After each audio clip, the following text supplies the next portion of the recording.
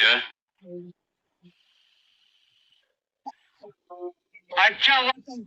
Peter? You bastard. Welcome to Kallapatti Tamil. இனி நம்ம பார்க்க போகிற காணொளி ரீமேக் திரைப்படங்களை பற்றி எத்தனோ காணொளி நம்ம சேனலில் போட்டிருக்கோம். இன்றைக்கி நம்ம பார்க்க போகிற காணொலியும் ரீமேக் திரைப்படங்களை பற்றி தான் இன்றைக்கி நம்ம பார்க்க போகிறோம். 1975, அதாவது 1975 வந்த திரைப்படம், சூப்பர் ஹிட்டான திரைப்படம். நடிகர் அமிதாப் பச்சன் அவங்க நடித்து டிவார். இந்த திரைப்படத்தை பார்த்து அப்படியே சேம் ரீமேக் பண்ண திரைப்படம் 1981 வந்த திரைப்படம், அதாவது 1981 வந்த திரைப்படம். தலைவர் ரஜினிகாந்த் அவங்க நடித்த வெளியே வந்த சூப்பர் ஹிட்டான திரைப்படம் தீ. இது ஒரு மாஸ் ஃபேஸ் ஆஃப். ரீமேக்ல என்ன different? Let's come back to the remake comparison. Video மறக்காம முழுசா ஸ்கிப் பண்ணாம பாருங்க. Peter? You bastard. ஆல் இந்தியாவில நீ என்ன தேடிட்டு இருக்க? உனக்காக நான் இங்கே காத்து आने वाला आएगा नहीं तो आज नहीं कल तो हाथ आएगा अपने Peter? 1975 வந்த திரைப்படம், அதாவது 1975 வந்த திரைப்படம். நடிகர் அமிதாப் பச்சன் நடித்த சூப்பர் ஹிட்டான திரைப்படம் தீவார். இந்த திரைப்படத்தில் நடிகர் அமிதாப் பச்சன், சசி கபூர், மதன் பூரி மற்றும் இந்த திரைப்படத்தில் எத்தனோ நடிகர் இந்த திரைப்படத்தில் நடிச்சிருப்பாங்க. இந்த திரைப்படத்தை பார்த்து எந்த விதமான மாற்றங்கள் இல்லாத அளவுக்கு சேம் அப்படியே ரீமேக் பண்ண திரைப்படம் தான் தமிழில் தலைவர் ரஜினிகாந்த் அவர் நடித்த வெளியே வந்த திரைப்படம் 1981 வந்த திரைப்படம் தீ. எந்த விதமான மாற்றங்கள் இல்லாமல், அதாவது என்ன மாற்றம் கேட்டால் ஆர்டிஸ்ட்டுக்கு மட்டும்தான் மாற்றம், நடித்தது மாற்றம். ஏன்னா அமிதாப் பச்சன் அவர்கள் நடித்தது வேற பாணி நடிச்சிருப்பாரு. தலைவர் ரஜினிகாந்த் அவர்கள் என்னதான் அமிதாப் பச்சன் நடித்த திரைப்படத்தை எத்தனோ திரைப்படத்தை அவர் அப்படியே சேம், ஏன்னா அவர் மட்டும் தான் பண்ண முடியும்னு சொல்லிட்டு நிறைய அமிதாப் பச்சன் நடித்த திரைப்படத்தை சேம் அப்படியே ரீமேக் பண்ணியிருப்பாரு.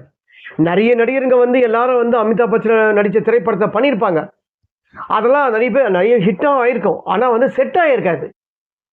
நடிகர் அமிதாப் பச்சன் அவர்கள் நடித்த திரைப்படத்தை, எல்லா சூப்பர் ஹிட்டான திரைப்படத்தை நடிகர் ரஜினிகாந்த் அவர்கள் நடித்து ரீமேக் பண்ண திரைப்படம் அப்படியே ஒரு பொருத்தமாக அமைஞ்சிருக்கும்.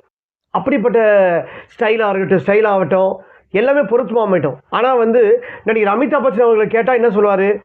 தலைவர் ரஜினிகாந்த் அவர்களோட ஸ்டைலை என்னால் வராது, என்னால் சேம் அப்படியே என்னால் இது பண்ண முடியல. அவரோட ஃபாஸ்ட்னஸ், அவரோட சுறுசுறுப்பு, அவரோட டைலாக் டெலிவரி, அவர் அந்த ஃபாஸ்டாக வாக்கிங் ஸ்டைல் என்னால் பண்ண முடியல.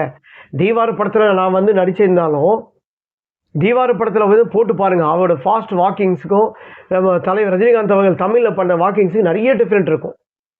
எல்லா திரைப்படத்துலையுமே தலைவர் ரஜினிகாந்த் அவர் ரீமேக் பண்ண திரைப்படத்தில் அப்படி தான் பண்ணியிருப்பார். தீ திரைப்படத்துலையும் கிட்டத்தட்ட அப்படி தான்.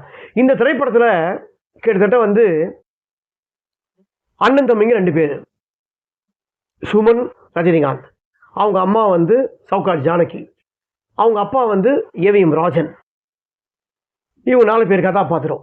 ஏவிஎம் ராஜன் தொழிலாளிங்க மத்தியில் ஒரு நம்பிக்கையான பாத்திரமாக இருப்பார். ஆனால் அந்த முதலாளி யாருன்னா அசோகன். அந்த அசோகன் தொழிலாளிக்கு எந்த விதமான இதெல்லாம் பண்ண மாட்டாருங்க. தொழிலாளிக்கு எந்த இதுவும் பண்ண மாட்டார். ஆனால் நீ கேட்குற போனஸையும் சரி, நீ கேட்குற எதுவுமே என்னால் சம்பள உயர்வு என்னால் பண்ண முடியாது. நீ தொழிலாளிக்கு இந்த இத்தனை வருஷத்துக்கு நீ உழைச்சி தான் ஆகணும் அப்படின்னு சொல்லி முதலாளி கேட்குற அக்ரிமெண்ட்டில் கையெழுத்து நீ போட்டு ஆகணும் அப்படின்னு சொல்லிட்டு கையெழுத்து போடுறேன்னு சொல்லிட்டு அவன் குடும்பத்தை மிரட்டி பிளாக் டைம் பண்ணி அவன் சைன் வாங்கிறாங்க. ஆனால் தொழிலாளிங்க மத்தியில் என்ன ஆகுதுன்னா, இவன் நமக்கு லீடராக இருந்து நமக்கு துரோகம் பண்ணிட்டானே அப்படின்னு சொல்லிட்டு கல்லால் அடிச்சிடுவாங்க.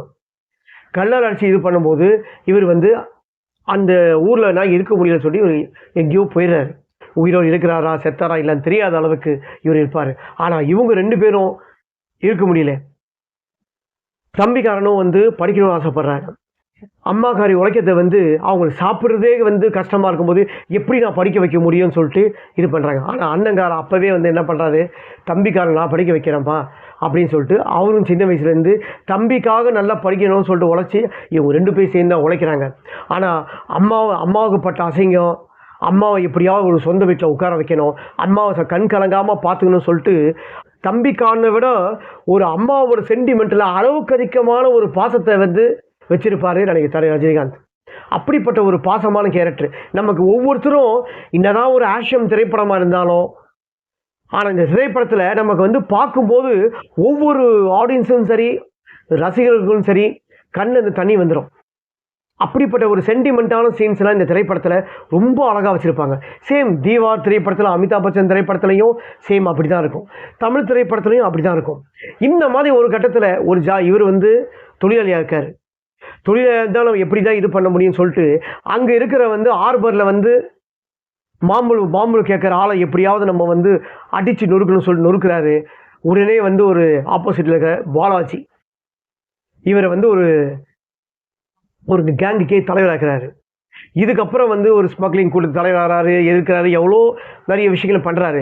ஆனால் இந்த சமயத்தில் இவர் கேங் லீடர் ஆகிற டைமில் தான் இவரோட தம்பி வந்து போலீஸ் அதிகாரி. இந்த டைமில் வந்து போலீஸ் அதிகாரி அண்ணன் ஒரு நேர்மையான அதிகாரி இருக்கார். அண்ணனையே கொலை பண்ணுவாரா, அண்ணனை காட்டி கொடுப்பாரா? ஆனால் இவர் இந்த குற்றங்களுக்கு எல்லாமே அண்ணன் தான் காரணமா அப்படின்னு அவருக்கு தெரிய வரும்போது தம்பிக்கு ஒரு ஷாக்கு. இதுக்கப்புறம் வந்து தம்பிக்கும் அண்ணனுக்கும் நடக்கிற மோதல், அம்மாவோட பாசத்துக்கும் நேர்மைக்கும் நடக்கிற மோதல் இந்த திரைப்படத்தை ரொம்ப அழகாக வந்து எடுத்திருப்பாங்க. தமிழில் இந்த படத்தோட இசை ரொம்ப நல்லா, பேக்ரவுண்ட் இசைகள்லாம் பிரமாதமாக இருக்கும். MS விஸ்வநாதன் ரொம்ப அழகாக போட்டிருப்பாரு. இந்த படத்தோட தயாரிப்பு நான் சொல்லவே தேவையில்லை, சுரேஷ் பாலாஜி. இந்த படத்தோட டைரக்ஷன் R கிருஷ்ணமூர்த்தி ரொம்ப அழகாக நல்லா பண்ணியிருப்பாரு. இந்த திரைப்படத்தில் நம்ம நடித்தவங்களை வந்து யாருமே நம்ம குறை சொல்ல முடியாது. அந்த அளவுக்கு வந்து போட்டு நடிச்சிருப்பாங்க. இந்த திரைப்படத்தில் வந்து ஈக்குவலான கேரக்டர்னு சொன்னால் ரஜினிகாந்த், சுமன் ரொம்ப நல்லா அழகாக இருக்கும். ரஜினிகாந்த், சுமன், சவுகார் ஜானகி, EV ராஜன் அவர் சாதாரண கெஸ்ட் ரோல் மாதிரி தான் சொல்லுவாங்க. ஸோ இந்த திரைப்படத்தில் வந்து நடித்த நடிகர்கள் எல்லாமே வந்து எப்படின்னா நடிகர் ரஜினிகாந்த், சுமன், அசோகன், மேஜர் சுந்தரராஜன், RS மனோகர், தேங்காய் சீனிவாசன், மாஸ்டர் ஸ்ரீதர், மனோரமா, ஸ்ரீபிரியா மற்றும் இந்த திரைப்படத்தில் எத்தனையோ நடிகர்கள் இந்த திரைப்படத்தில் நடிச்சிருப்பாங்க. யாரும் நம்ம வந்து குறை சொல்ல முடியாத அளவுக்கு இந்த திரைப்படத்தில் எல்லாமே நடிச்சிருப்பாங்க. ஆனால் ரஜினிகாந்த் அவங்க இந்த திரைப்படத்தில் வந்து லாஸ்ட் கிளைமேக்ஸில் வந்து தம்பி வந்து ஓடி போவார். அந்த 786 கடைசி வரைக்கும் அவங்க காப்பாற்றினுக்கும், கூடவே தான் எல்லாம் காப்பாற்றும். ஆனால் அந்த கிளைமேக்ஸில் மட்டும் அது வந்து தவறிடும். அவரை வந்து கிளைமேக்ஸில் வந்து தம்பிக்காரன் வந்து ஒரு குற்றவாளியாக நினச்சி வந்து சுடுவார் பாருங்க. அவர் சுட்டு வந்து இவர் கையால் சாகக்கூடாதுங்காக செத்துடுறாரு. ஆனால் அவங்க அம்மாவோட மடியில் வந்து எனக்கு வந்து நான் தூங்கி ரொம்ப நாள் ஆச்சுமா, நான் தூங்க போகிறமா சொல்லும்போது ஒரு பயங்கர அளவு வந்துடும் எல்லாருக்கும். அப்படிப்பட்ட ஒரு கிளைமேக்ஸில் வந்து இப்போ இருக்கிற 2K கிட்ஸுங்கெலாம் இந்த திரைப்படத்தை பார்த்துருப்பாங்களான்னு தெரியாது. திரைப்படத்தில் இல்லை அந்த யூனியன் சீன் ஆகட்டும், யூனியன் சீன்லாம் பார்த்தீங்கன்னா பயந்துடுவீங்க. இப்போ இருக்கிற கூலி திரைப்படத்தில் வந்து காட்டின அதோட சீன்ஸுங்களாம் அதோட இம்பேக்ட் தான் அந்த சீன்ஸ்லாம் சொல்லலாம். ஏன்னா அப்படிப்பட்ட சீன்ஸுங்க தான். ஆனால் தீயில வந்து ஆர்பர் சீன் பிரமாதமாக இருக்கும். அது வாயில் சிகரெட்டை வச்சுக்கிட்டு அமிதாப் பச்சன் சீனும் அந்த சேம் வரும். வாயில் சிகரெட்டை வச்சுட்டு வரும் பாருங்க, பீட்டர் யூ பாஸ்டர் அப்படின்னு சொல்லும்போது அந்த சீன்ஸ் எல்லாம் ரொம்ப பிரமாதமாக இருக்கும். நீ என்ன முடிக்க வேணா, நானே முடிச்சுட்டு வந்து கதவை லாக் பண்ணி சாவி தர சொல்லி சாவியை தூக்கி அவங்க கையிலே போடுற சீன்லாம் ஒரு மாசான சீன். அந்த சீன்லாம் இப்போ எல்லாம் வந்து யாருமே பண்ண முடியாது. அதனால தான் இன்றைக்கி வந்து திரையுலகத்தில் 50 வருஷம் ஆயும் இன்றைக்கி திரையுலகத்தில் அவர் தான் சூப்பர் ஸ்டாராக இருக்கார். அசைக்க முடியாத நம்பிக்கையான பாத்திரமாக மக்கள் மத்தியிலையும் சரி, ரசிகர்கள் மத்தியிலையும் ஒரு அசைக்க முடியாத பாத்திரமாக 50 வருஷமாக இருக்கிற ஒரே சூப்பர் ஸ்டார், ஹீரோவாக இருக்கிற ஒரே ஆள் தலைவர் ரஜினிகாந்த் அவர்கள் மட்டுமே. ஃப்ரெண்ட்ஸ், இன்னைக்கு நான் கொடுத்த காணொளி 1975 வந்த திரைப்படம் தீவார். தீவார் திரைப்படத்தை பார்த்து அப்படியே சேம் ரீமேக் பண்ண திரைப்படம் 1981 வந்த திரைப்படம் தீ. இந்த 2 திரைப்படத்தை பற்றி நான் கொடுத்த காணொளி உங்களுக்கு பிடித்திருந்தா மறக்காம கமெண்ட் பாக்ஸில் உங்கள் கருத்தை வந்து பதிவு பண்ணுங்க. கல்லாப்பட்டி தமிழ் யூடியூப் சேனலை மறக்காம சப்ஸ்கிரைப் பண்ணுங்க, லைக் பண்ணுங்க, ஷேர் பண்ணுங்க, கமெண்ட் பண்ணுங்க.